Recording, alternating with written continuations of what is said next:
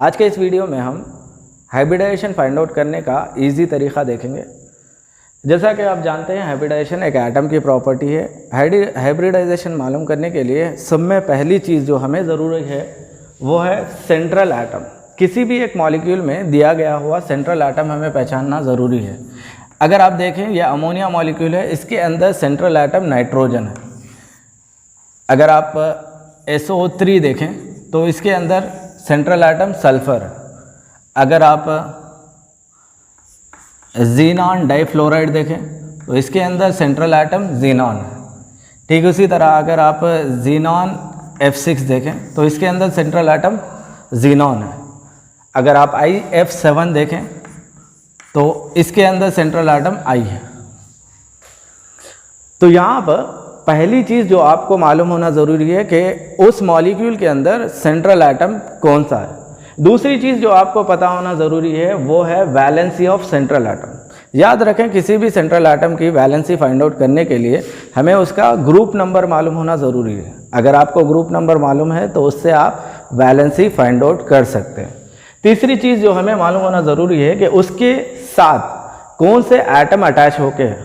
यहाँ अगर आप देखें नाइट्रोजन के साथ 3 हाइड्रोजन एटम अटैच होके। अगर आप SO3 को देखें तो सल्फर के साथ 3 ऑक्सीजन एटम अटैच होके। अगर आप ज़ीनॉन डाइफ्लोराइड देखें तो ज़ीनॉन के साथ 2 फ्लोराइड एटम अटैच होके। तो ये चीज़ यानी कि सेंट्रल एटम के साथ कितने एटम्स अटैच होके हैं वो आपको मालूम होना ज़रूरी है। और चौथी चीज़ यहाँ पर हमने फार्मूला लिखा है जिससे आप नंबर ऑफ हाइब्रिड ऑर्बिटल्स पहचान सकते हैं। तो यहाँ पर नंबर ऑफ हाइब्रिड ऑर्बिटल्स का फार्मूला है number of sigma bonds plus number of lone pair. किसी भी मॉलिक्यूल में पाए जाने वाले सिग्मा बॉन्ड्स और उसके लोन पेयर्स को अगर ऐड करें तो आपको नंबर ऑफ हाइब्रिड ऑर्बिटल्स आएंगे। और नंबर ऑफ हाइब्रिड ऑर्बिटल्स के बेसिस पे आप किसी भी एटम का हाइब्रिडाइजेशन फाइंड आउट कर सकते हैं। मिसाल के तौर पे अगर देखें तो अमोनिया मॉलिक्यूल के अंदर फार्मूला आपको मालूम है NH3। सेंट्रल एटम नाइट्रोजन है और नाइट्रोजन का अगर आप इलेक्ट्रॉनिक कॉन्फ़िगरेशन लिखें तो नाइट्रोजन का एटॉमिक नंबर 7 है। Electronic configuration 1s2 2s2 2p3 है। और यहाँ पर आउटर शेल इलेक्ट्रॉनिक कॉन्फ़िगरेशन आपको 2s2 2p3 है। और आउटर शेल में पाए जाने वाले इलेक्ट्रॉन्स की तादाद 5 है। आप इन 5 इलेक्ट्रॉन को इस क्रॉस मेथड में रिप्रेजेंट करेंगे 1 2 3 4 5। अब नाइट्रोजन के साथ कौन से एटम अटैच हो गए हैं अगर आप यहाँ देखें तो यहाँ पर 3 हाइड्रोजन अटैच हो गए। 3 हाइड्रोजन सिंगल बॉन्ड से नाइट्रोजन को अटैच होके होते हैं, इसीलिए आप 3 सिंगल बॉन्ड रिप्रेजेंट करेंगे 1 2 3। और बचे हुए 2 इलेक्ट्रॉन को आप लोन पेयर के नीचे कंसिडर करेंगे। तो यहाँ पर टोटल 1 2 3 सिग्मा बॉन्ड्स है और एक लोन पेयर है। कुल मिलाकर यहाँ पर आपको 4 हाइब्रिड ऑर्बिटल्स है। अगर आपको 4 हाइब्रिड ऑर्बिटल्स है तो आपका हाइब्रिडाइजेशन sp3 होगा। आइए देखते हैं एक और एग्जांपल H2O। जैसे कि आप जानते हैं H2O यानी वाटर मॉलिक्यूल। वाटर मॉलिक्यूल के अंदर सेंट्रल एटम ऑक्सीजन है। और आप ऑक्सीजन के वैलेंस इलेक्ट्रॉनिक कॉन्फ़िगरेशन अगर देखें तो ऑक्सीजन का एटॉमिक नंबर 8 है। इसके electronic configuration 1s2 2s2 2p4 है। तो यहाँ पर आउटरमोस्ट शेल में 6 इलेक्ट्रॉन्स पाए जाते हैं। अब इन 6 इलेक्ट्रॉन्स को आप क्रॉस के तौर पर रिप्रेजेंट करेंगे 1 2 3 4 5 6। यहाँ पर 2 हाइड्रोजन एटम है यानी कि 2 सिग्मा बॉन्ड्स हैं। एक हाइड्रोजन के साथ एक सिग्मा बॉन्ड और एक हाइड्रोजन के साथ और एक सिग्मा बॉन्ड। यहाँ पर लोन पेयर अगर देखें तो ये एक लोन पेयर है, ये एक लोन पेयर है।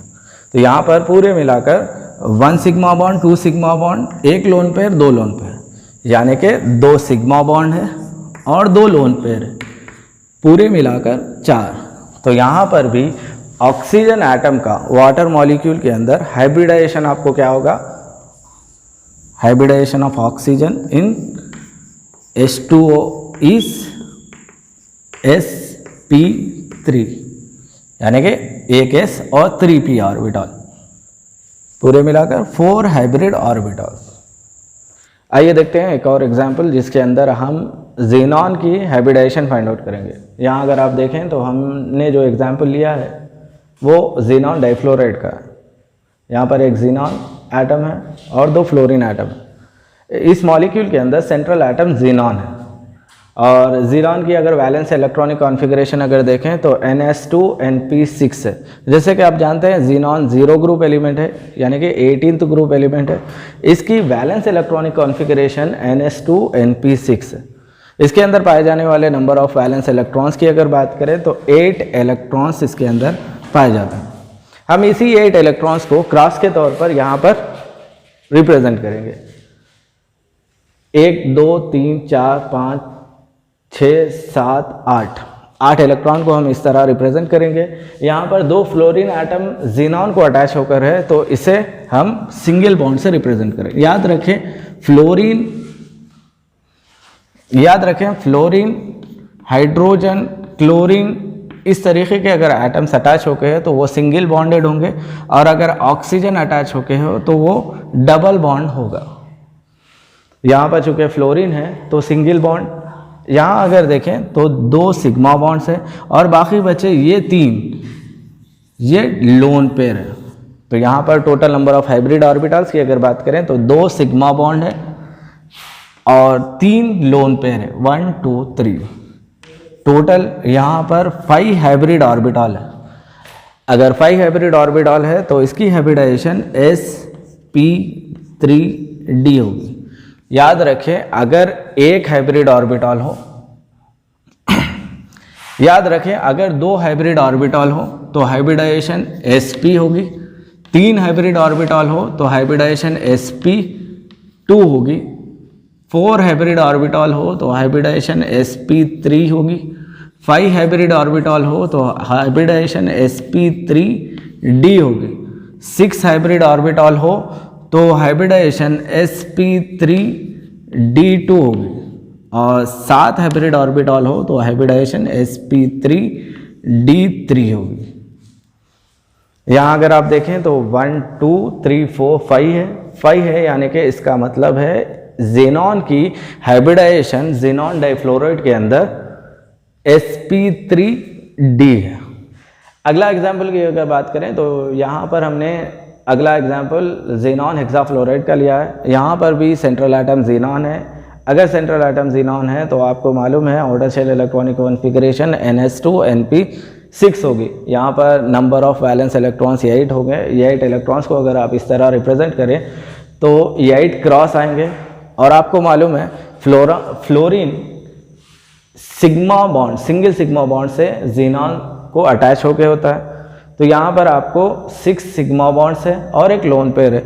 अगर आप इन दोनों को ऐड करें, the number of sigma bonds plus number of lone pairs को अगर ऐड करें तो आपको 7 हाइब्रिड ऑर्बिटल्स आएंगे। अगर 7 हाइब्रिड ऑर्बिटल आए तो ज़ीनॉन की हाइब्रिडाइजेशन ज़ीनॉन हेक्साफ्लोराइड में sp3d3 होगी। याद रखें अगर नंबर ऑफ हाइब्रिड ऑर्बिटल्स 2 3 4 5 6 7 इस तरह हो तो हाइब्रिडाइजेशन सेंट्रल एटम में ये पाई जाती है। आप इसी तरह कई किस्म के मॉलिक्यूल्स के अंदर पाए जाने वाले सेंट्रल एटम्स के हाइब्रिडाइजेशन को फाइंड आउट कर सकते हैं। याद रखें हाइब्रिडाइजेशन फाइंड आउट करने के लिए आपको पहली चीज़ सेंट्रल एटम मालूम होना ज़रूरी है। दूसरी चीज़ आपको नंबर ऑफ वैलेंस इलेक्ट्रॉन्स, यानी कि वैलेंस इलेक्ट्रॉन्स की तादाद मालूम होना ज़रूरी है सेंट्रल एटम के अंदर। और तीसरी चीज़ जो आपको मालूम होना चाहिए वो ये है कि सेंट्रल एटम को कौन सा एटम अटैच होके है और उसके अंदर कितने सिग्मा बॉन्ड्स है। आपको अगर सिग्मा बॉन्ड्स की तादाद और लोन पेयर की तादाद मालूम हो जाए तो आप number of hybrid orbitals find out कर सकते हैं और नंबर ऑफ हाइब्रिड ऑर्बिटल्स के बेसिस पे आप हाइब्रिडाइजेशन किसी भी एटम की मालूम कर सकते हैं।